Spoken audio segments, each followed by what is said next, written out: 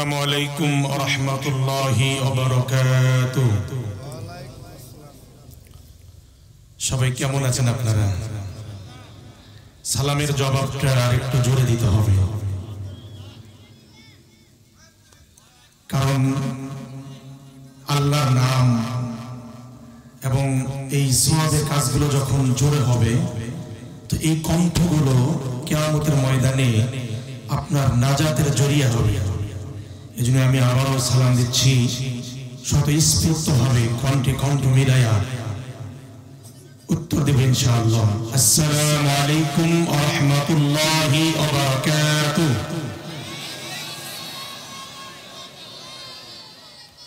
আলহামদুলিল্লাহ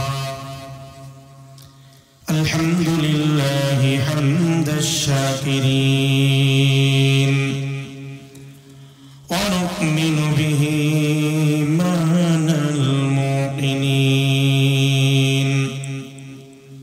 ওয়া নুকিরু বিওয়াহদানিয়াতিহি ইকরারুস সাদিকিন ওয়া নাশহাদু আন লা ইলাহা ইল্লাল্লাহু ওয়াহদাহু লা শারীকা লাহু ونشهد أن سيدنا وسندنا وحبيبنا ومولانا محمدا عبده ورسوله الذي أرسله بالحق بشيرا ونذيرا وداعيا إلى الله بإذنه وسراجا منيرا. أما بعد فقد قال الله تبارك وتعالى في كلامه المجيد والفرقان الحميد. সকলে জবান খুলে পড়ুন আউযু বিল্লাহি মিনাশ শাইতানির রাজীম। বিসমিল্লাহির রাহমানির রাহিম। ইন্নামা ইয়া'মুরু مساجد الله من آمن بالله واليوم الآخر وأقام الصلاة وآتى الزكاة ولم يخش إلا الله فعسى أولئك أن يكونوا من المهتدين. قال رسول الله صلى الله عليه وسلم من بنى لله مسجدا بنى الله له بيتا في الجنة أو كما قال عليه الصلاة والسلام. وقال تعالى في شان حبيبه إن الله وملائكته يصلون على النبي يا أيها الذين آمنوا صلوا عليه وسلموا تسليما. بلغ العلا بكماله كشف الدجى بجماله حسنت جميع خصاله صلوا عليه وآله. যাদের ভয়ে নত হয়ে যাদের ভয়ে নত হয়ে থাকতো সকল বেঈমান, যাদের ভয়ে নত হয়ে থাকতো কাফির বেঈমান, সেই বীরেরা কইরে তোরা কোথায় গেল সেই ইমান বালাগাল উলা সবাই বালাগাল আলা বিকামালিহি কাশাফাদ দুজা বিজামালিহি হাসনাত জামিউ খিসালিহি সাল্লু আলাইহি ওয়া আলিহি আলহামদুলিল্লাহ আলহামদুলিল্লাহ আল্লাহ পাকের অশেষ মেহেরবানি যে আল্লাহ সুবহানাহু ওয়া তাআলা আমাদেরকে ভালোবেসে দয়া করে মায়া করে শাহীবাগ বাইতুল আমান জামে মসজিদের উন্নতি কল্পে দ্বীনি একটি মাজলিস করার তৌফিক দান করেছেন এবং আজকের এই মহতি জালসা সম্মানিত শ্রদ্ধাভাজন হাজার আলেমের উস্তাদ সম্মানিত মুরব্বী যার ছাত্র বাংলার আনাচে কানাচে ছড়িয়ে ছিটিয়েছে এমন একজন সম্মানিত ব্যক্তি পেয়ে আমরা খুশি না বেজার কথা বোঝেন আমরা খুশি না বেজার আলহামদুলিল্লাহ দেখবেন আজকের মাহফিলের সম্মানিত অতিথি জনাব নজরুল ইসলাম বুলবুল কেন্দ্রীয় নির্বাহী পরিষদ সদস্য ও আমির ঢাকা মহানগর দক্ষিণ আজকের মাহফিলের প্রধান মেহমান আমাদের শ্রদ্ধেয় ভাই জনাব আলহাজ আব্দুল বারেক আমার পূর্বে আলোচনা করেছেন হুজুর তার আগে আলোচনা করেছেন আজকের মাহফিলের দ্বিতীয় মেহমান বন্ধুভর আব্দুল আজিজ সাহেব দামাত বরকাতুহুল আলিয়া আমার সামনে উপবিষ্ট দিনপ্রিয় ইসলাম প্রিয় তৌহিদি জনতা পর্দার আড়ালে অবস্থানরত আবেদা সালেহা নেককার মা বোনেরা আসুন সকলেই সেই মহান রবের দরবারে হৃদয়ের সবটুকু ভালোবাসা উজাড় করে কণ্ঠে কণ্ঠ মিলাইয়া আরেকবার শুকরিয়া আদায় করছি আলহামদুলিল্লাহ অতঃপর দরুদ ও তাসলিম পাঠ করি সর্বকালের সেরা মানুষ নবী মুহাম্মদুর রাসূলুল্লাহ সকলে পড়ুন সাল্লাল্লাহু আলাইহি ওয়াসাল্লাম আমার সম্মানিত ভাইরা কোরআনের মাহফিল হচ্ছে কিন্তু বড় দুঃখ আর পরিতাপ এই মহল্লায় কিন্তু এত কম লোক বাস করে না এজন্য আমি আরজ করছি ইমাম সাহেব হিসাবে বাহিরের মেহমান এখানে যদি নাও আসে লোকজন নাও আসে দুঃখ নাই কিন্তু এই এলাকার একটা হক আছে না নাই কথা বলেন আছে না নাই কোরআনের মাহফিল আয়োজন করে যদি সৌন্দর্য প্রাণবর্তন করতে না পারি বর্ধিত করতে না পারি এই মাহফিল কিন্তু কিয়ামতের ময়দানে আমার আপনার বিরুদ্ধে আল্লাহর কাছে মামলা দায়ের করবে এজন্য শাহীবাগ বাইতুল আমান জামে মসজিদের আশেপাশে বা যাদের কানে আওয়াজ যাচ্ছে এই মাহফিল প্রতিদিন হবে না একটু মেহেরবানি করে মাহফিলে চলে আসুন সৌন্দর্যটা প্রাণবন্তর করুন আমাদের এখানে পর্যাপ্ত জায়গা আছে চেয়ারে বসার এবং যারা এখানে আছেন সবাইকে বলবো আখিরি মোনাজাত না পড়া পর্যন্ত কেউ যাব না ইনশাআল্লাহ বলেন আমি তো সবাইকে চিনি একজন উঠতে পারবেন না যদি পেশাব লাগে সেটা আলাদা জিনিস কথা বলেন ঠিক না ঠিক আমরা কার গোলাম এত আওয়াজ দিয়ে হবে না আপনাদের আওয়াজটা এমন হবে আপনাদের আওয়াজ শুনলে যেন মানুষ মনে করে যেখানে অন্তত 20,000 লোক আছে কথা বলেন ঠিক না ঠিক আমাদের আমরা গোলাম কার আল্লাহ আল্লাহর গোলামি করতে গিয়ে সামনে যত বাধা আসুক না কেন যত বাতিল শক্তি আসুক না কেন কোরআন এবং ইসলামকে সামনে রেখে এগিয়ে যাবো ইনশাআল্লাহ ইনশাআল্লাহ বলেন তাহলে যারা এখানে বসে আছেন উচ্চ স্বরে আল্লাহকে ডাক দিতে পারবেন তো ইনশাআল্লাহ তাকবীর দেন তো লিল্লাহি তাকবীর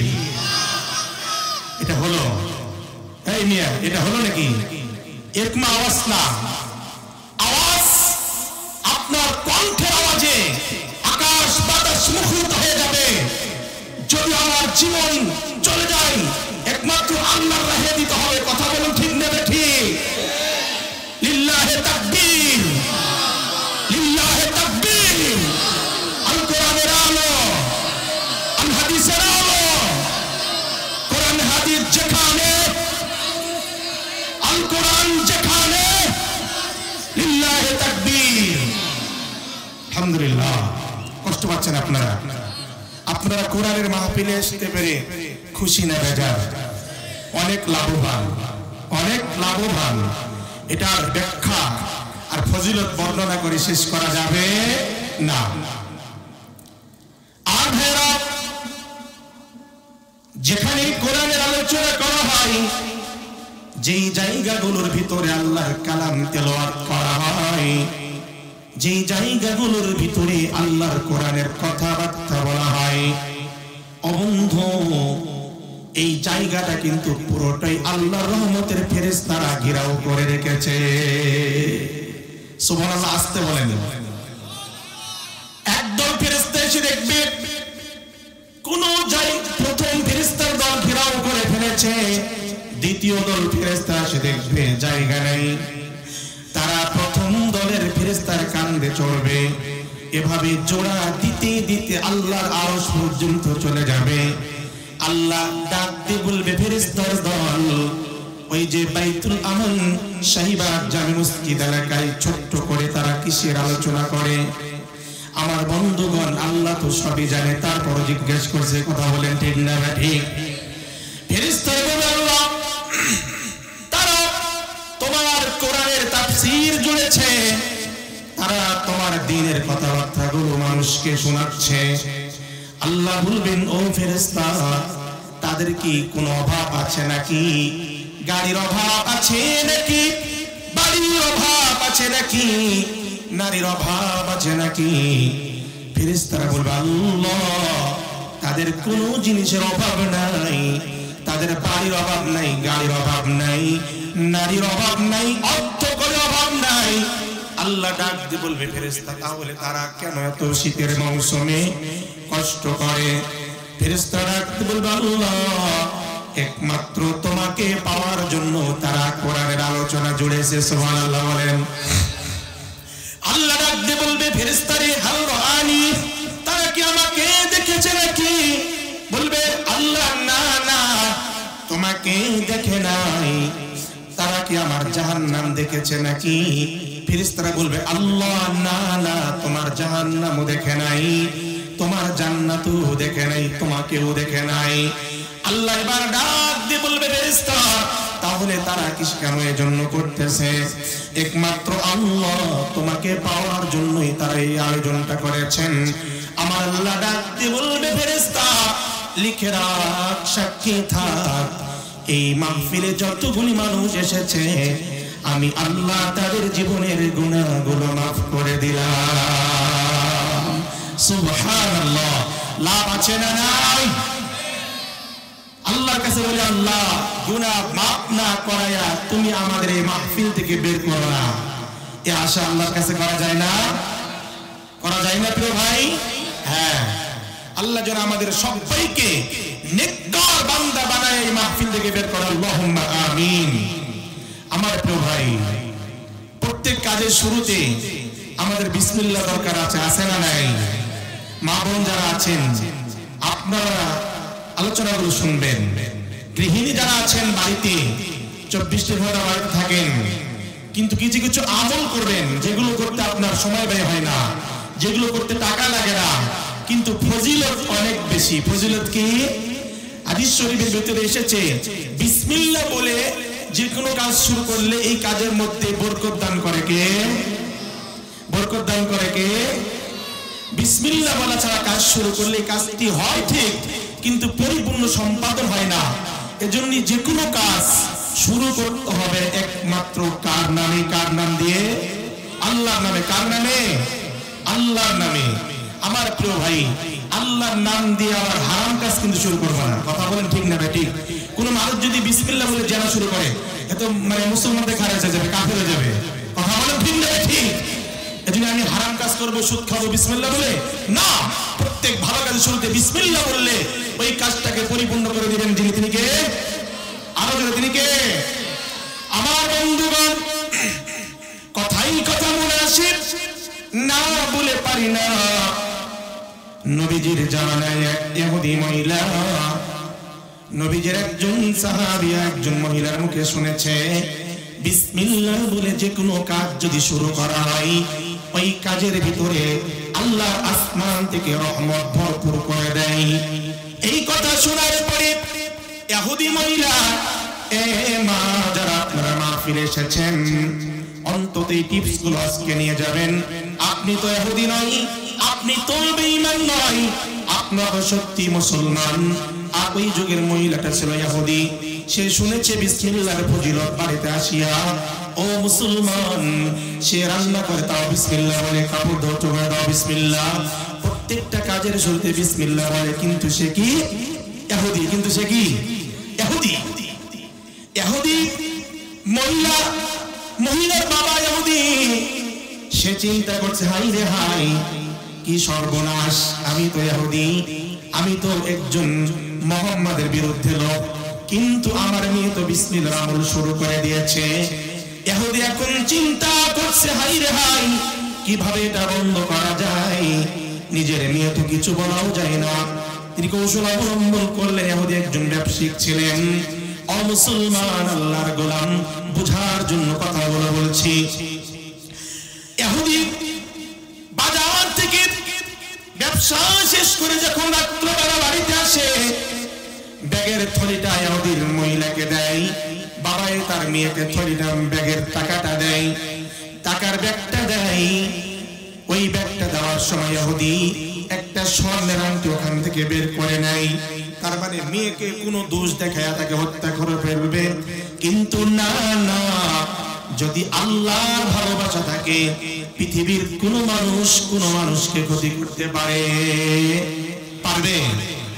আল্লাহর ভালোবাসা যদি থাকে, আল্লাহ যদি কারো সহায়ক হয়, সে হাজী হবে, আলেম হোক, সে নাস্তিক হবে, বেঈমান হোক, সে কোনোদিন কারো ক্ষতি করতে পারবে না। ঠিক না ঠিক কথা বলেন মুসলমান? আমাদের সমাজে অনেক আলেম নামে কলঙ্ক আছে, একজন আলেমকে দেখতে পারে না, একজন আরেকজন আলেমকে দেখতে পারে না। কিন্তু না, আল্লাহ যদি রিজিক রাখে, তোমার মতো বেঈমান আলেম কোনো মানুষের ক্ষতি করতে পারবে না। কথা বলো ঠিক না ঠিক? নাস্তিক কথা বাদ দিলাম, আল্লাহ যদি কারো সহায়ক থাকে, কোনো মানুষের ক্ষতি করতে পারবে? আমরা সবাই যতদিন বেঁচে থাকবো ইনশাআল্লাহ আল্লাহর ভালোবাসা নিয়ে থাকবে ইনশাআল্লাহ। ইনশাআল্লাহ বলেন। আল্লাহর ভালোবাসা যদি থাকে প্রিয় ভাই, আপনার জীবনটা ধন্য। কথা বলেন। ইহুদি মহিলা, তিনি বিসমিল্লাহ বলে বাড়িতে ব্যাগটা রেখে দিয়েছে। সকালবেলা যখন হয়, ওই রাতের বেলায় ইহুদি তার মেয়েকে ব্যাগটা দেওয়ার পরে স্বর্ণের আংটিটা সমুদ্রের কিনারে ফেলে দিয়েছে, মানে তার মেয়েকে কোনো দোষ দেখাইয়া হত্যা করে ফেলবে তাই।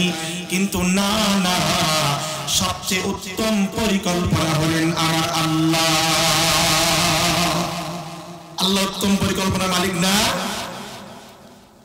ইহুদি সকালবেলা বাজারে গেছেন, সমুদ্র থেকে মাছ কিনেছেন, বাজার থেকে মাছ কিনেছেন। মাছটা তার মেয়েকে দিয়েছেন। মেয়েকে দেওয়ার পরে মেয়েটা বিসমিল্লাহ বলে মাছটা যখন কেটেছেন, আল্লাহ কি কারিশমা, রব্বুল আলামিনের দয়া কত মহান দেখেন ভাইরা। মাছটা কাটার সঙ্গে সঙ্গে মাছের ভিতর থেকে ওই যে স্বর্ণের আংটি যেটা ফেলে দিয়েছিল, ওই আংটিটা বের হয়ে গেছে। চিৎকার করে বলুন আল্লাহু আকবার। রাখে আল্লাহ মালিকে, কথা বলে ঠিক না বেঠে? হঠাৎ করে মেয়েটা স্বর্ণের আংটি রেখে দিয়েছে। রান্না বান্না করিয়া যখন বাবারে খাইয়া, বাবা বলে মা ব্যাগটা দাও, বাজারে যেতে হবে, ব্যবসার কাজে যেতে হবে। আমার বন্ধুগণ, আমার মায়েরা, আমার বোনেরা, ভালো করে কথাগুলো শুনতে পারেন। ব্যাগটা যখন দিচ্ছে, মেয়েটা ব্যাগের ভিতরে স্বর্ণের আংটি ঢুকে দিয়েছেন। ইহুদি ব্যাগটা খুলে দেখছেন যে স্বর্ণের আংটি যদি আজকে না পাই, আমার মেয়েকে আমি হত্যা করেই ফেলবো। ও বন্ধু, ব্যাগটা খুলে দেখে স্বর্ণের আংটি ব্যাগের মধ্যে রাখা আছে। আল্লাহু আকবার। বাবা জিজ্ঞেস করে, মা কেমন করে এটা হলো? আমি তো তোকে মারার জন্য আমি আংটি ফেলাই দিয়েছিলাম। আমার বন্ধুগণ, মেয়েটা উত্তর দেয়, আব্বা আপনি আমারে মারার জন্য ফেলেছেন, কিন্তু আমার রব আল্লাহ আমাকে হেফাজত করেছে। সুবহানাল্লাহ। ইহুদি ডাক দিয়ে বলে, মা তুমি কার কাছে শুনেছো? ইহুদি বলে, শেষ জামানের একজন নবী মুহাম্মদুর রাসূলুল্লাহ সাল্লাল্লাহু আলাইহি ওয়াসাল্লাম, তার একজন সাহাবী আনাস ইবনে মালিক তার মায়ের কাছ থেকে শুনেছি, ইহুদি ডাক দিয়ে বলে, আর দেরি নয়, এক্ষুনি চলো, আমিও সেই মুহাম্মাদের হাতে হাত রেখে ইসলাম গ্রহণ করতে চাই। আমার বন্ধুগণ দেখছেন, ছোট্ট একটা আমলের কারণে তার পুরো পরিবারটা ইসলাম ওয়ালা হয়ে গেছেন। সুবহানাল্লাহ। ভালোবেসে যদি তুমি ক্ষমা করে দাও, আমি মুক্তি পেয়ে যাব বিচারের দিন, আমি মুক্তি পেয়ে যাব বিচারের দিন। বিচার দিবসে মুক্তি দেওয়ার মালিককে। ভালোবেসে যদি তুমি ক্ষমা করে দাও, আমি মুক্তি পেয়ে যাব বিচারের দিন। আমাকে ক্ষমা করে দিও, তার বিনিময়ে যত দুঃখ ব্যথা দাও দিও, কোনদিন বলবো না কোনো কথা যদি তোমার পথে হয় জীবন বিলীন, আমি মুক্তি পেয়ে যাব বিচারের দিন। আমার প্রিয় ভাই, বলছিলাম যদি আল্লাহ আমার ভালোবাসা, আল্লাহর ভালোবাসা যদি আমার ভিতরে থাকে, আর আল্লাহকে ভয় করার মতো ভয় যদি আমার থাকে, দুনিয়া এবং আখিরাত উভয় জগতে আপনি সফলকামী। যারা আপনারা এখানে বসেছেন, ওই দুনিয়া এই দুনিয়ায় কষ্ট হোক বা সুখ হোক সেটা পরের বিষয়, কিন্তু পরকালে মুক্তি পেতে কারা কারা চান একটু হাতটা তুলে দেখান তো। আল্লাহ তুমি কবুল করে নেন, আল্লাহুম্মা আমিন। কিয়ামতের ময়দানে আমাদের ভাইকে তুমি বিনা হিসেবে জান্নাতের মেহমান বানিয়ে দিন, আল্লাহুম্মা আমিন। আজকে আমরা এখানে আলোচনায় বসেছি, তাফসীর আয়োজন করেছি, এখান থেকে কিছু শুদ্ধ আমল আমাকে নিয়ে যেতে হবে। হাজারো আলোচনা শুনি, হাজারো তাফসীর শুনি, যদি আমল না থাকে এটা কোনো লাভ হবে প্রিয় ভাই? লাভ হবে না। এটা কি হবে না? লাভ হবে না। আমরা ছোট্ট ছোট্ট আমলগুলো এখান থেকে নিয়ে যাবো। একটা আমল পেলাম বিসমিল্লাহ, বিসমিল্লাহির রহমানির রহিম বলে প্রত্যেকটা কাজ আমি শুরু করব ইনশাআল্লাহ। ইনশাআল্লাহ বলে। 2 নম্বর হলো ছোট্ট আমল, নামাজ পড়ার পাশাপাশি আমরা দরুদ শরীফের আমল করব। পারবেন ইনশাআল্লাহ ভাই? ছোট্ট দরুদ শরীফ সাল্লাল্লাহু আলাইহি ওয়াসাল্লাম, যে ব্যক্তি মান সাল্লা আলাইহি ওয়াহিদাতান সাল্লাল্লাহু আলাইহি আশরা, যে ব্যক্তি নবী মুহাম্মদ রাসূলুল্লাহ সকলে সাল্লাল্লাহু আলাইহি সাল্লাম নবীর প্রতি একবার দরুদ পাঠ করবে, রাসূল বলেন তার জীবন থেকে 10টি গুনাহ মাফ করা হবে। সুবহানাল্লাহ বলেন। তার 10টি মর্যাদা দেওয়া হবে এবং 10টি রহমতের অধিকারী তাকে বানানো হবে। এত বড় আমল করতে আপনারা রাজি আছেন তো ইনশাআল্লাহ? ইনশাআল্লাহ রাজি আছেন তো ইনশাআল্লাহ? আমার সম্মানিত ভাইরা, আরে অনেক পরিবারে মায়েরা, অনেক স্বামী স্ত্রী মিল মহব্বত নেই, পরিবারে অভাব অনটন, পরিবারে জ্বালাতন, পরিবারে বিভিন্ন ঝামেলা। আপনি আমলগুলো করে দেখেন ইনশাআল্লাহ, আল্লাহ তাআলা আপনার পরিবারে রহমতের দরজা খুলে দিবে। সুবহানাল্লাহ। পরিবারের ভিতরে আপনার রহমত চলে আসবে, কিন্তু কিছু আমল করতে হবে। আমরা মুসলমান, মুসলমান হয়ে শুধু ক্ষান্ত এমনটি নয়, এমনটি নয় যে মুসলমান হয়ে গেলাম আমাদের সব বাদ। একজন সাহাবী পৃথিবীর জমিনে ছিল, হুজুর আছেন এখানে, তিনি সকালে ইসলাম গ্রহণ করেছেন, জোহরের আগে তিনি রণাঙ্গনে গিয়ে শহীদ হয়েছেন। হ্যাঁ, এমন একজন সাহাবী তার জীবনে এক ওয়াক্ত নামাজ পড়েন নাই, শুধু রাসূলের কাছে ইসলাম গ্রহণ করেছেন। ইসলাম গ্রহণ করেই তিনি জোহরের আগে মৃত্যুবরণ করে আল্লাহর জান্নাতে গেছেন। তিনি যদি পারেন, আমরা মুসলমান হওয়ার পরে আমল করে আমরা আল্লাহর জান্নাত পেতে পারবো ইনশাআল্লাহ। হ্যাঁ, আলহামদুলিল্লাহ। সম্মানিত ভাইরা আমার, সবাই আমার দিকে খেয়াল করেন। আমি যে কথাটি বলছিলাম, জি জি এখানে আসছে, আলহামদুলিল্লাহ।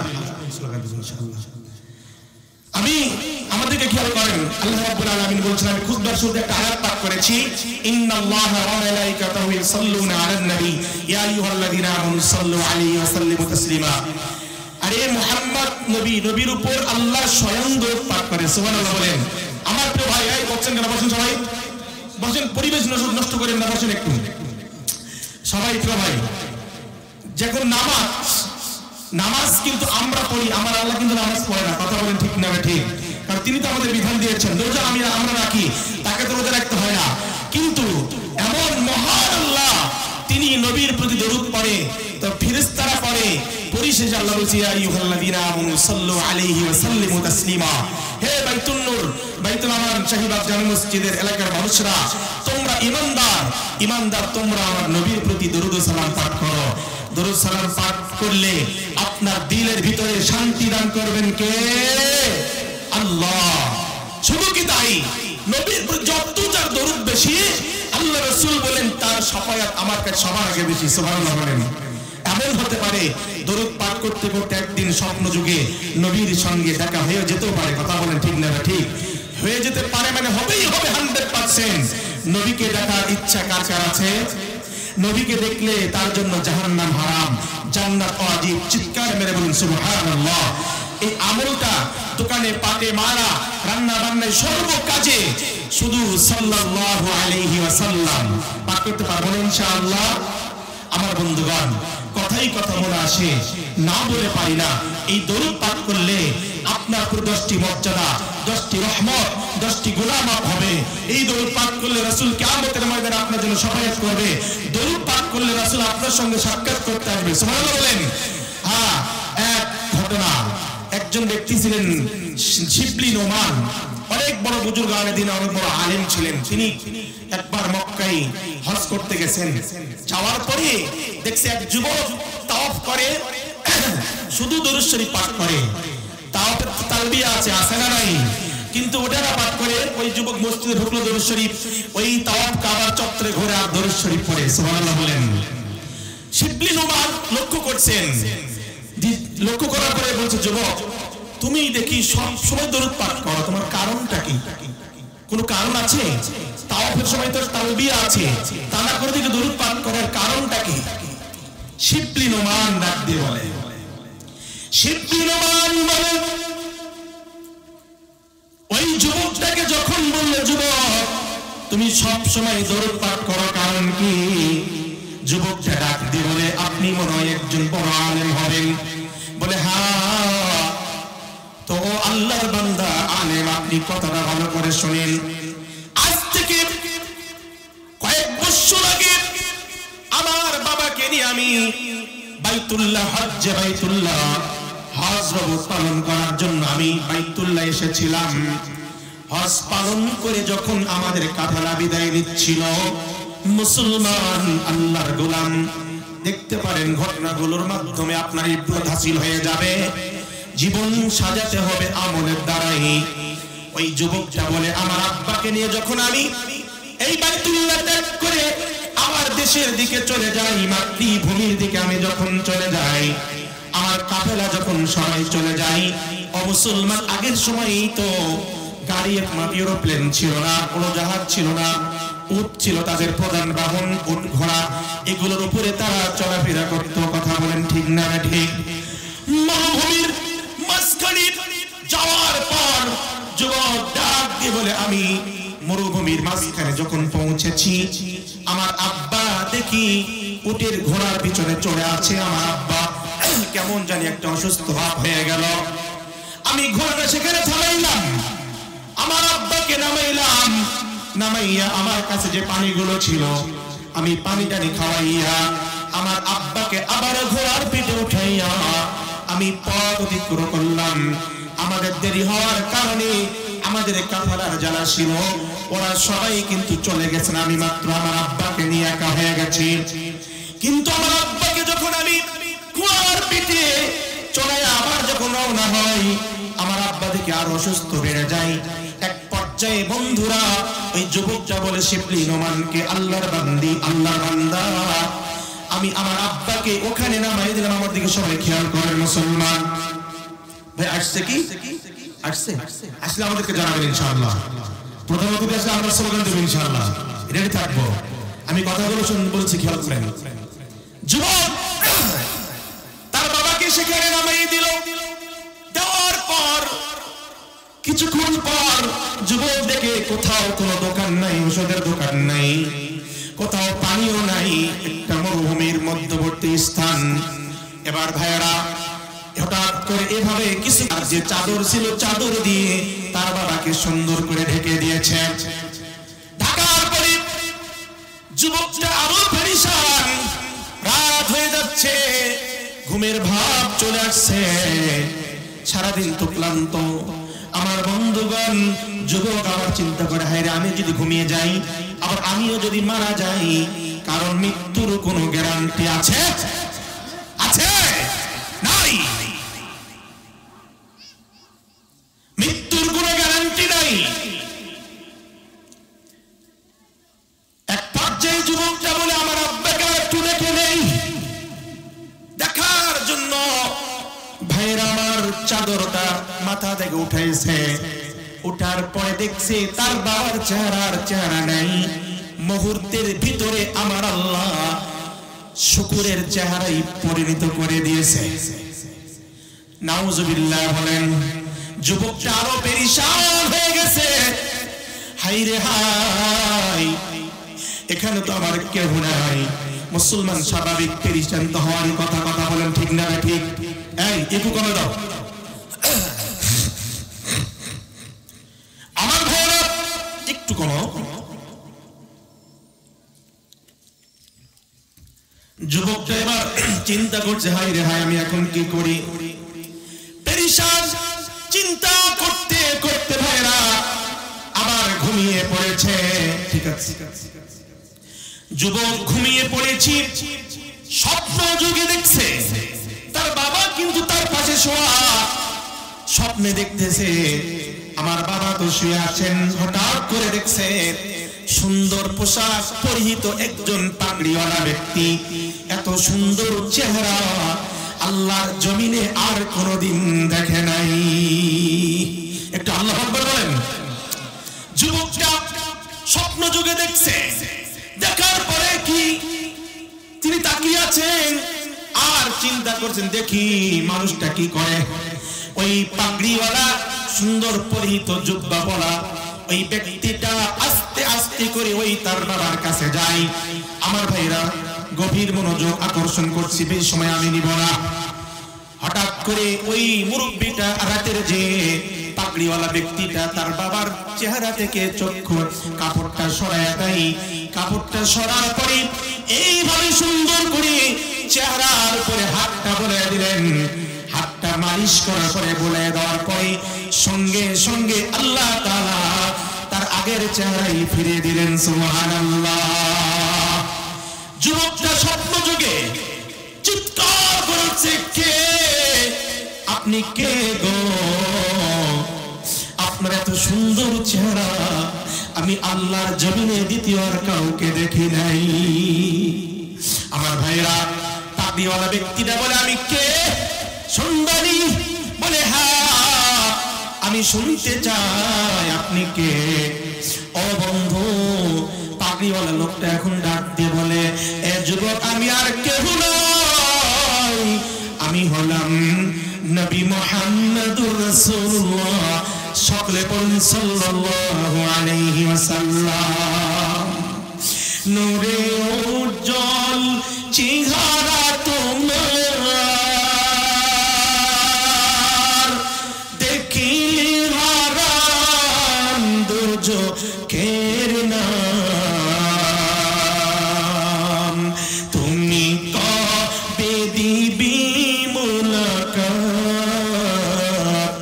দেখা দাও অতি গোপনে, ডেকে লাও রাসূলুল্লাহ রওজা পাকের কিনারে। মাহা বলেন। যুবকটা বলে, আপনি নবী মুহাম্মদ রাসূলুল্লাহ? বলে, হ্যাঁ। বলে, আমার আব্বার চেহারা এটা হওয়ার কারণ কি ছিল? কারণটা একটু বলেন। বলছে, কারণ হলো তোমার আব্বা গুনাহগার ব্যক্তি, গুনাহ করত, কিন্তু প্রতিদিন সকাল সন্ধ্যায় 200 বার করে দরুদের হাদিয়া পাঠাইতো। আজকে দরুদ শরীফের হাদিয়া আমার কাছে আসে নাই। ফেরেশতারা বলল, নাম লিস্ট আসার পরে দেখছি তোমার বাবার নাম ঠিকই আছে, কিন্তু লেখা নাই যে কতবার পড়েছে। আমি ফেরেশতাদেরকে জিজ্ঞাসা করলাম যে কই ব্যক্তিটা? বলছে, আপনার সেই আশিক রাসূল অমুক জায়গায় পড়ে মরে পড়ে আছে। তার চেহারা শুকরের মতো হয়ে গেছে। নবী ডাকতে বলে, কোথায় সেটা? বলে অমুক জায়গায়। ও মুসলমান, রাসূল বলে, আমি কি দয়ার নবী না? আমি কি মায়ের নবী না? নবী, আমি আর বসে থাকতে পারি নাই, আমি তো দয়ার নবী, মায়ার নবী, রহমতের নবী, আমি সঙ্গে সঙ্গে চলে এসেছি। ও যুবক, তোমার বাবা গুনাহের কারণে এটা হয়েছিল, কিন্তু তার আমল ছিল অনেক সুন্দর। ও যুবক, তোমার বাবা মরে থাকবে, আগামীকাল জানাজা পড়ার জন্য হাজার হাজার মানুষ জমা হয়ে যাবে। যুবকটা ডাকতে বলছে, ও রাসূল, আমি তো কোনো এলান করি নাই, আমি তো কোনো ঘোষণা করি না, আমি তো কাউকে বলি নাই, কেমন করে তারা এখানে আসবে? ও মুসলমান, আল্লাহর নবী ডাকতে বলে, তোমাকে ঘোষণা করা লাগবে না, অটোমেটিক দেখবি হাজার হাজার মানুষ ময়দানে হাজির হয়ে গেছে। সুবহানাল্লাহ। আমি আপনাদের বলতে চাই, মরণ তো আমাদের হবেই, কথা বলেন ঠিক না ঠিক? কিন্তু এমন মরণ চাই যেই মরণটা আমার জন্য সুখময় হয়, যেই মরণটা আমাকে জান্নাতে নিয়ে যায়, যেই মরণটা আমার যেন ইমানের হালতে হয়, কথা বলেন ঠিক না ঠিক? ইমানের হালতে মরণ চান না আপনারা? আল্লাহ, তুমি আমাদেরকে ইমানের হালতে মৃত্যুদান করো, আল্লাহুম্মা আমিন। যুবকটা ঘুম ভেঙে গেছে। সকালবেলা যখন ফজরের নামাজ পড়ে যুবক তার বাবার কাছে দাঁড়ানো, দেখছে হঠাৎ করে চতুর্দিক থেকে হাজার হাজার মানুষের আনাগোনা। ও মুসলমান, আল্লাহর গোলাম, হঠাৎ করে যুবক বলে, আমি তো তোমাদেরকে বলি নাই, কেমন করে আসলা? ওরা বলে, যুবক রে, আমরা যখন ফজর বেলা বাড়িতে ছিলাম, কে জানে আমার কানে, আমাদের কর্ণকুহরে কে জানি আওয়াজ দিচ্ছে আর বলছে, তোমাদের জীবনের যদি গুনাহ মাফ করে নিতে চাও, ওই যে মরুভূমির এলাকায় মধ্যবর্তী স্থানে একজন আশিক রাসূলের মৃত্যু হয়ে পড়ে আছেন, তার জানাজা শরীক হয়ে যাও। এজন্য আমরা সব কিছু ছেড়ে জানাজা পড়ার জন্য এসেছি, জীবনের গুনাহ মাফ করার জন্য এসেছি। আল্লাহু আকবার বলেন। আর ভাইরা, শিবলি নোমান বলে, যুবক, তুমি তাওয়াফের সব জায়গায় দরুদ শরীফ, বাইতুল্লাহ দরুদ শরীফ, মসজিদে সব জায়গায় দরুদ শরীফ পড়ার কারণে আমার মনে হয় রব্বুল আলামিন তোমার বাবা এবং তোমাকে জান্নাতি হিসেবে কবুল করেছেন। আল্লাহু আকবার বলেন। আমার বন্ধুগণ, ওই মদিনার পথের ধুলি মাখবই আমি সুরমা বলি, ওই মদিনার পথের ধুলি দিবই আমি সুরমা বলি, দরুদ সালাম দিব, দরুদ সালাম দিব প্রিয় নবীর পাক চরণে, মন আমার চাই গো যেতে মদিনারি ফুল বাগানে, মন আমার চাই গো যেতে মদিনারি ফুল বাগানে, মন আমার রই না ঘরে, মন আমার রই না ঘরে বাংলাদেশের কোনখানে, মন আমার চাই গো যেতে মদিনারি ফুল বাগানে, দরুদ সালাম দিব প্রিয় নবীর পাক চরণে, মন আমার চাই গো যেতে মদিনারি ফুল বাগানে। আল্লাহু আকবার বলেন। মদিনায় যাওয়ার ইচ্ছা নাই আমাদের? আল্লাহ যারা গেছেন বারবার যা তৌফিক দান করেন, আমরা যারা যাই নাই, ইনশাআল্লাহ একদিন তুমি আমাদেরকে খানে কাবার এবং রওজার পাশে দাঁড়িয়ে সালাম দেওয়ার তৌফিক দান করুন, আল্লাহুম্মা আমিন। আমার প্রিয় ভাই, তে দরুদ শরীফের আমল আমার জীবনে দরকার আছে না নাই?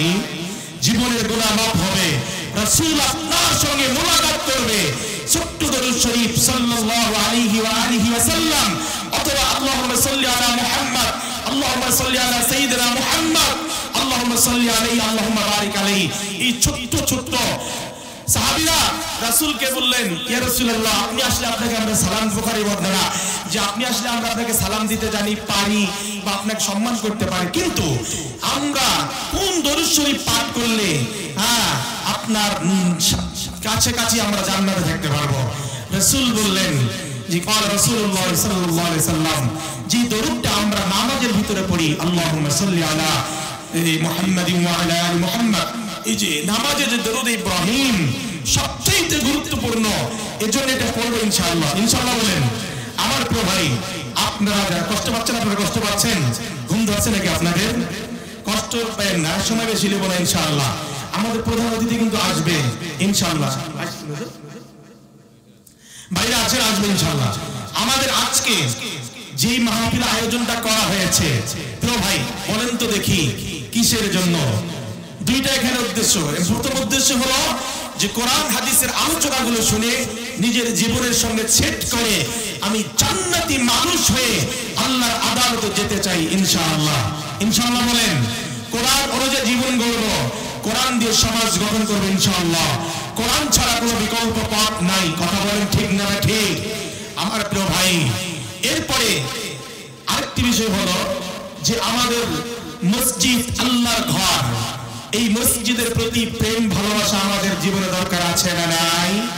এই মসজিদের ইতিহাস তো আমাদের আগে জানতে হবে। বাইতুল আমার মসজিদ তো এমনি হয় নাই, এটি একমাত্র কার ইশারায় হয়েছে?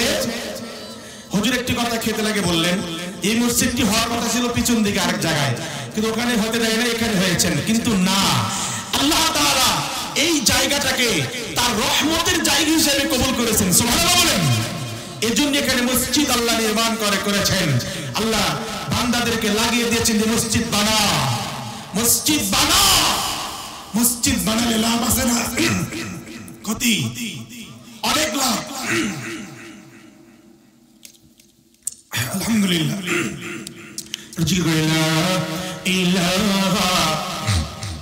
সবাই সবাই ইলাহা ইল্লাল্লাহ, লা ইলাহা, সবাই বলেন লা ইলাহা ইল্লাল্লাহ, লা ইলাহা ইল্লাল্লাহ। অর্ধ জগৎ করিত শাসন, অর্ধ জগৎ করিত শাসন, খেজুর তত্ত্বে বসি, খেজুর তত্ত্বের প্রাসাদটা বারে বারে যেত খুশি। মন্দিরে শুধু বাজিত ঘন্টা, ছিল না আযান ধ্বনি। ধরনীর মাঝে জন্ম নিলেন রাহমাতাল লিল আলামিন। জোরে লা ইলাহা, জোরে লা ইলাহা ইল্লাল্লাহ, লা ইলাহা ইল্লাল্লাহ মুহাম্মাদুর রাসূলুল্লাহ সাল্লাল্লাহু আলাইহি। আমার প্রিয় ভাই, এই মসজিদ আমি আপনাদের খেদমতে আয়াত পাঠ করেছি। মূল আলোচনা এখন আমরা আসি। আমি বলেছি ইন্নামা ইয়া'মুরু মাসাজিদাল্লাহ মান আমানা বিল্লাহি ওয়াল ইয়াউমিল আখির ওয়া আকামাস সালাহ ওয়া আতাজ যাকাহ ওয়া লাম ইয়াখশা ইল্লাল্লাহ ইলা আখিরিল আয়াত। আমার ভাইরা, মসজিদ নির্মাণ করবে কারা? আল্লাহ বলেছেন তারাই মসজিদ রক্ষণাবেক্ষণ করবে, নির্মাণ করবেন। হ্যাঁ, মান আমানা বিল্লাহ, যারা কার পরিমাণ এনেছে, যারা ইমানদার তারা মসজিদ বানাবে। কথা বলেন ঠিক না ঠিক? হ্যাঁ, যারা কিয়ামত দিবসকে বিশ্বাস করে, আকামাস সালাহ, যারা নামাজ কায়েম করে, আতাজ যাকাত, যারা যাকাত আদায় করে, ওয়ালা ইয়াখশা ইল্লাল্লাহ। তাহলে মসজিদ বানাবে যারা ইমানদার, কিয়ামত দিবসকে বিশ্বাস করে, নামাজ যারা পড়ে, যাকাত প্রদান করে তারা। আমার প্রিয় ভাই, এখানে আলহামদুলিল্লাহ আমরা নামাজে আছি সবাই। কথা বলেন ঠিক না ঠিক? যারা এই কাজগুলো করবে, আল্লাহ বলছেন ওয়ালা ইয়াখশা ইল্লাল্লাহ, তাদের কোনো ভয় থাকবে না, আমি আল্লাহ তাদের জিম্মাদার হয়ে গেলাম। সুবহানাল্লাহ বলেন। আল্লাহ বলছেন মায়েরা ভালো করে শুনবেন, আল্লাহ বলছেন যারা আমার ঘর বানাবে, আমি আল্লাহ তাদের জিম্মাদারের দায়িত্ব নিলাম। এ ভাই, আল্লাহ যদি আমার আপনার জিম্মাদারের দায়িত্ব নেই, আমার আপনার জীবনে আর কোনো ভয় আছে নাকি? লা খাউফুন আলাইহিম ওয়া লা হুম ইয়াহজানুন, কোনো ভয় থাকবে না। সব কিছুতে আমার আল্লাহ আমাকে হেফাজত করবে। কথা বলেন ঠিক না ঠিক? আল্লাহ খলিলুল্লাহ, জবিহুল্লাহ, ইব্রাহিম ইসমাইল মিলে কাবা নির্মাণ করবে। আল্লাহ বললেন ইব্রাহিম খলিলুল্লাহ আমার ঘর বানাও। ঘর বানাবে, ইব্রাহিম খলিলুল্লাহ আর জবিহুল্লাহ ইসমাঈলকে বলা হয় আল্লাহর বাইতুল্লাহ ঘর বানাবে। ও বন্ধু, নিশানা নাই, ইব্রাহিম খলিলুল্লাহ বলে আল্লাহ বানাবো কোথায়, চিহ্ন নাই। জিবরিল এসে বলে এখানে বানাও, এখানে তোমাদের আদি পিতা হযরতে আদম আলাইহিস সালাতু ওয়াস সালাম নির্মাণ করেছিলেন। ওই মাটিগুলো খনন করে করে আমার বন্ধুগণ ওই নিদর্শন অনুযায়ী কাবা বানাই। সংক্ষেপে বানার পরে যখন উঁচু হয় তখন মাকাম ইব্রাহিম, হাজী সাহেবরা দেখেছেন ইব্রাহিম আলাইহিস সালামের পায়ের চিহ্ন। ও বন্ধু, এমন আল্লাহ লিপ তৈরি করে দিয়েছিলেন, যখন প্রয়োজন উপরে হয় উঁচু হয়ে যায় অটোমেটিক আল্লাহর ইশারায়, আবার যখন নিচে হয় নিচে প্রয়োজনে নিচু হয়ে যায়। মসজিদ কাবা নির্মাণ করলেন, নির্মাণ করার পরে আল্লাহর কাছে বললেন, আল্লাহ রাব্বানা ওয়াবআস ফীহিম রাসূলাম মিনহুম, আল্লাহ আমাদের ভিতর থেকে একজন এমন নবী এখানে পাঠান। আল্লাহু আকবার বলেন। তার মানে নবী মুহাম্মদ রাসূলুল্লাহ সাল্লাল্লাহু আলাইহি সাল্লামকে ইব্রাহিম নবী দোয়া করলেন আল্লাহর কাছে, তিনাকে পাঠান, তিনি তো রাসূলাম মিনহুম। আমার বন্ধুগণ, নির্মাণ হয়ে গেল, হওয়ার পরে কিছু অস্তিত্ব, কিছু বেঁচেছে, কিছু খোয়াগুলো, কিছু বালকনে, কিছু পাথরের কুটিগুলো বেঁচেছে। বন্ধুরা, ইব্রাহিম নবী ডাক দিয়ে বলেন, আল্লাহ এগুলো আমরা কি করব? আল্লাহ বললেন, আমার খলিল, আমার নবী, আমার পয়গম্বর, এগুলো ছিটায় দেন, এগুলো ছিটায় দেন। আরেকটা আওয়াজ করেন, এগুলো ছিটায় দেন আমার নামে, আল্লাহর নামে এলান করে দেন। যেখানে যেখানে যাবে আল্লাহর খলিল বলে, আল্লাহ আমি ছিটাই দিলে এগুলো কত দূর যাবে, সারা পৃথিবীতে পৌঁছবে না।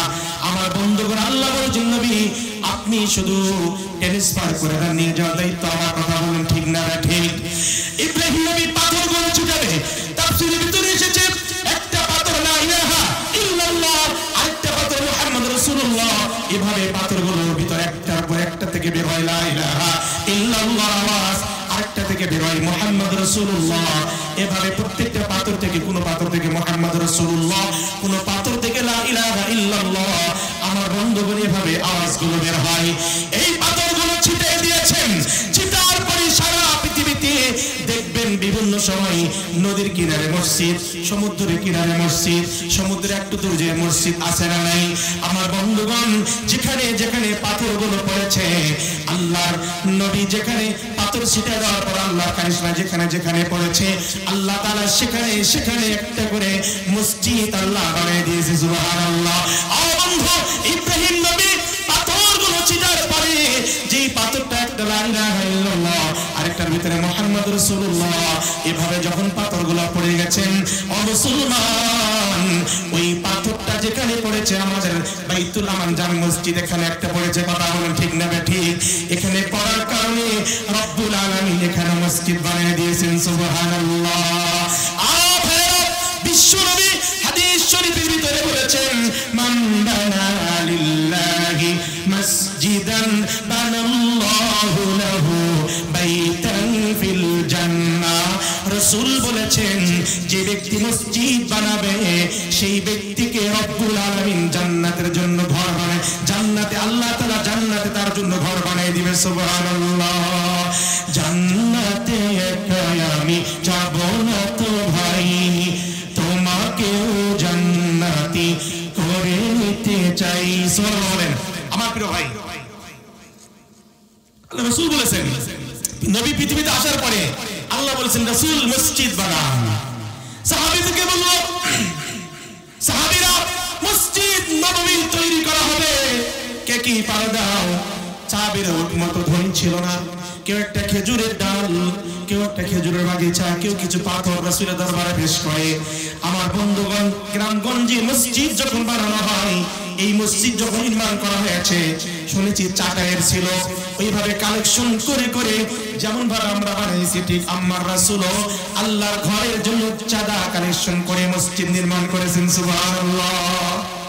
শুধু কি তা আমার ভাইরা, ছোট্ট একটা ঘটনা বলবো, তবে এই মসজিদ বানার জন্য যারা আজকে দান করেছেন বা লিস্টগুলো আছেন, মুস্তাদ ভাই লিস্টগুলো আমাকে দিতে হবে একটা করে। এই মসজিদ বানার জন্য দ্বিতীয় তলার টাইলসের কাজগুলো বাকি আছে উদ্যোগ নিয়ে আমি প্রতিটা মানুষের বাড়িতে আমি গেছি কমিটি সহ, আলহামদুলিল্লাহ স্বতঃস্ফূর্ত ভাবে আমাদের ডাকে তারা সাড়া দিয়েছেন। আমি দোয়া করেছি আল্লাহ, মায়েদের জন্য দোয়া করে, অনেক মা টাকা দিয়েছিলেন, দোয়া করেছি আল্লাহ তুমি তাদেরকে জান্নাতের মেহমান বানিয়ে দিও, জান্নাতে ঘর বানিয়ে দিও, আল্লাহুম্মা আমিন। আমার ভাই, জান্নাত আমাদের ঘর আমরা চাই না ইনশাআল্লাহ। বাদশা হারুন রশিদ, মহিলাদের কাছে আছে, বাদশা হারুন রশিদ মসজিদ বানাবে। তার মিস্ত্রি কি বললো যে আমি মসজিদ বানাবো, একটি টাকাও কারো কাছে নেবেন না, আমি একাই বানাবো। সুবহানাল্লাহ বলেন। বাদশা হারুন রশিদ অনেক বুজুর্গ ছিলেন, বর্তমান সারা পৃথিবীতে যারা আচ্ছাদিত করে কথা বলেন সকল বেশিরভাগ গুলো বেঈমানের বাচ্চারা, ঈমান কথা বলেন ঠিক না ঠিক। আগের যুগের বাচ্চারা তো ছিল বাচ্চার মতো, সর্ব বিষয়ে তারা ছিল আল্লাহর কাছে প্রিয়। মসজিদ বানাবে, নির্মাণ করবে, মিস্ত্রিকে বললো আমি মসজিদ বানাবো, আমার এখানে কারো আমি অনুদান নেব না। মিস্ত্রি চিন্তা করছে হায় রে, বাদশা মসজিদ বানাবে, আমি যদি কি শরীক হতে পারি। মিস্ত্রি চিন্তা করছে যে মসজিদ বানানোর জন্য আমি একটা আমার কিছু হলো আমি এখানে শরীক হব, কারণ মসজিদ পুরোটা বানাতে এমনটি কোনো কথা নয়, আংশিক কিছু দিলেও এটা যদি ইখলাস থাকে যে আল্লাহ কবুল করে, যদি ইখলাস থাকে যিনি কবুল করে জান্নাত দিবেন তিনি কে? আল্লাহ। মিস্ত্রি মসজিদ বানানো শুরু করছে, কমপ্লিট, কিন্তু শেষ আমার ভাইরা মসজিদ বানাবে শেষ হয়ে গেছে। বাদশা হারুন রশিদ স্বপ্ন দেখেছে, যে স্বপ্ন দেখতেছে ফেরেশতারা তাকে আল্লাহর জান্নাতে নিয়ে যাচ্ছে। সুবহানাল্লাহ বলেন। কিন্তু গেটের সামনে লেখা আছে বাদশা হারুন রশিদ এবং মিস্ত্রির নাম। বাদশা হারুন রশিদ আশ্চর্য হয়ে গেছে গা, যে নামটা কেমন করে আসলো, কারণ আমি তো মসজিদ একাই বানিয়েছি, আমার তো ইচ্ছা যে আমি জান্নাতে থাকবো। বাদশা হারুন রশিদের ঘুম ভেঙে গেছে। আমার ভাইরা মিস্ত্রিকে জিজ্ঞাসা করে, মিস্ত্রি তোমার নামটা দেখলাম, তুমি কি আমল করছো? মিস্ত্রি ডাক দিয়ে বলে, বাদশা আপনার টাকা দিয়ে মসজিদ বানাইছি, কিন্তু আমার একটা আমল আছে। আমার একটা কি আছে? আমল আছে। আমার প্রিয় ভাই, মসজিদ পরিপূর্ণ বানাতে হবে এমন কোনো কথা নয়, যদি যে কোনো ভাবে আমি শ্রম সাধনা মেধা টাকা যেভাবে হোক, যদি আমার একটা সেখানে শ্রম থাকে, রব্বুল আলামিন কি পারে না আপনার জন্য জান্নাতে ঘর বানাইতে? কথা বলেন পারে কিনা?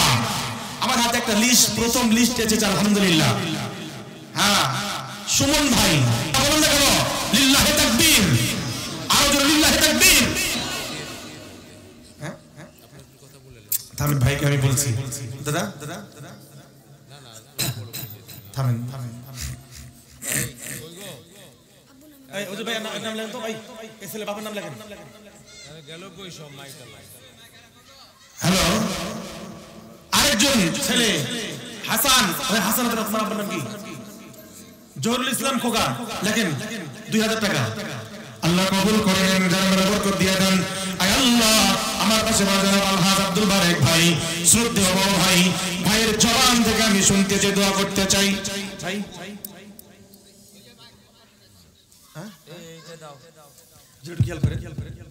এই পর্যায়ে আমাদের আজকের মাহফিলের প্রধান মেহমান, অত্র এলাকার পরিচিত আমাদের সাবেক কমিশনার সোনাপুর রোডের জনাব আলহাজ আব্দুল বারেক ভাই, উনি একটি কথা বলবে এবং আজকে আমাদের উনি আশ্বস্ত করবেন ইনশাআল্লাহ।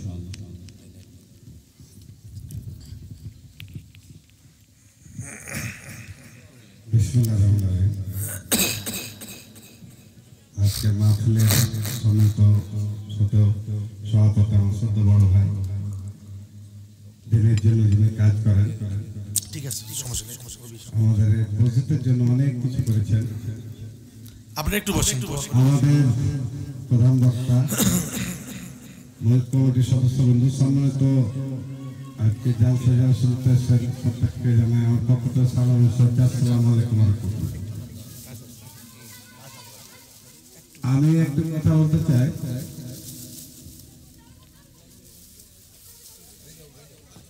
যে এমআরটিটি আসলে যখন তৈরি হয় লিল্লাহি তাকবীর, লিল্লাহি তাকবীর। প্রধান অতিথির আগমন, প্রধান অতিথির আগমন, বুলবুল ভাইয়ের আগমন, বুলবুল ভাইয়ের আগমন শাহীবাগবাসীর পক্ষ থেকে লিল্লাহি তাকবীর, লিল্লাহি তাকবীর।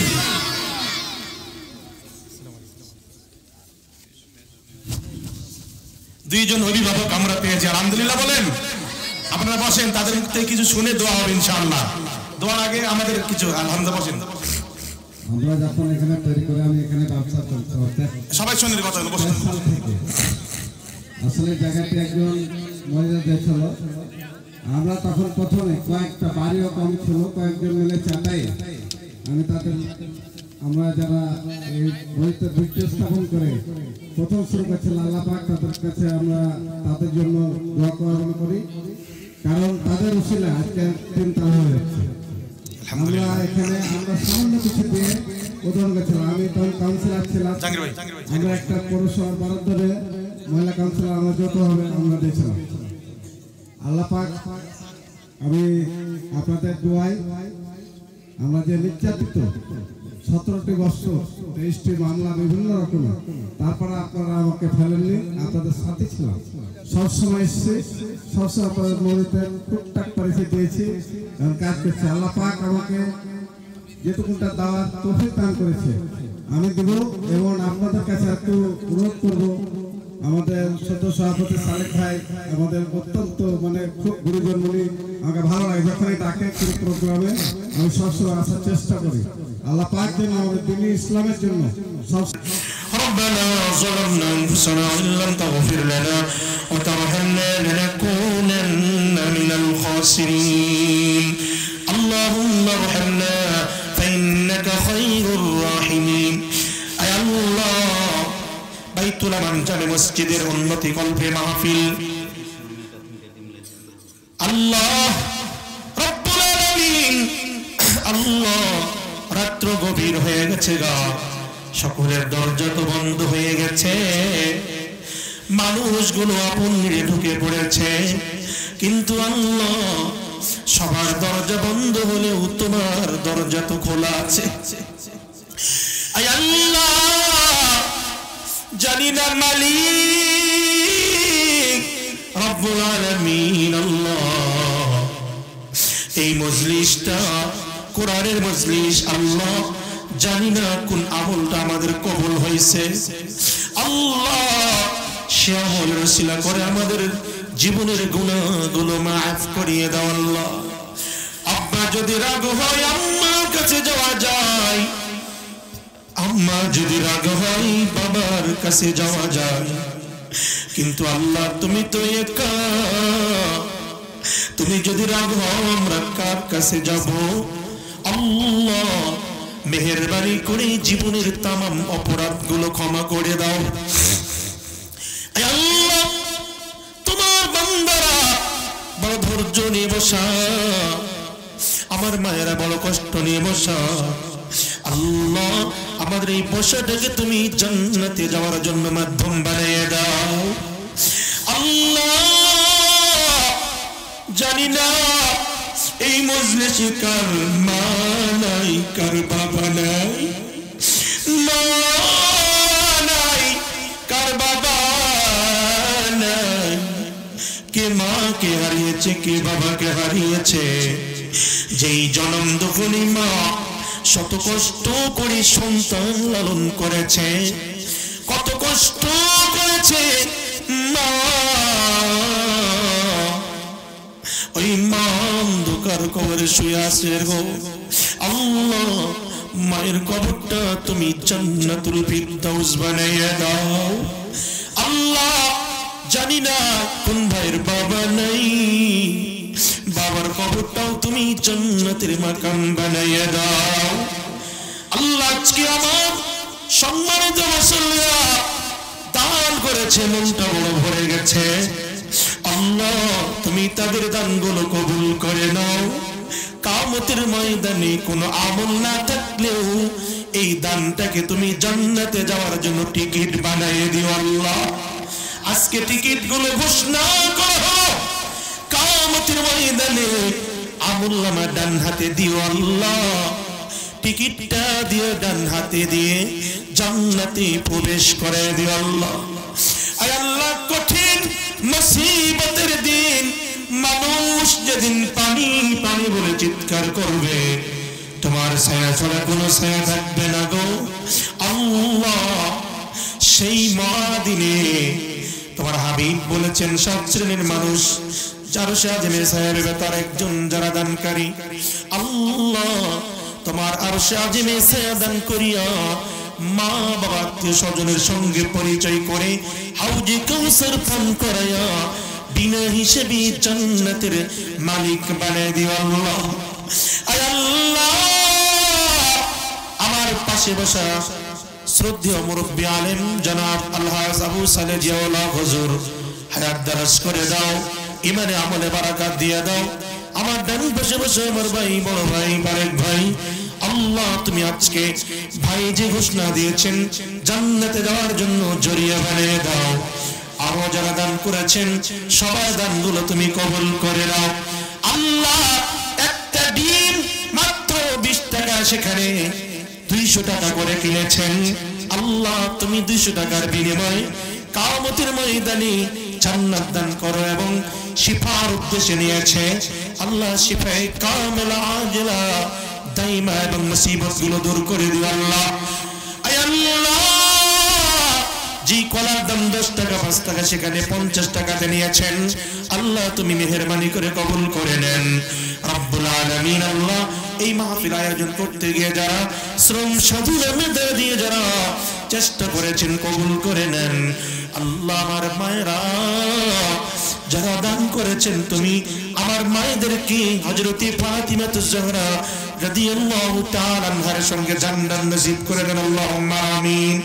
আয় আল্লাহ, আমার সামনে বসা আমার মুরব্বিরা, আমার সম্মানিত মুসল্লিরা, বড় ভালো লাগে যখন ইসলামের জন্য দ্বীনের জন্য কথা বলি। আয় আল্লাহ,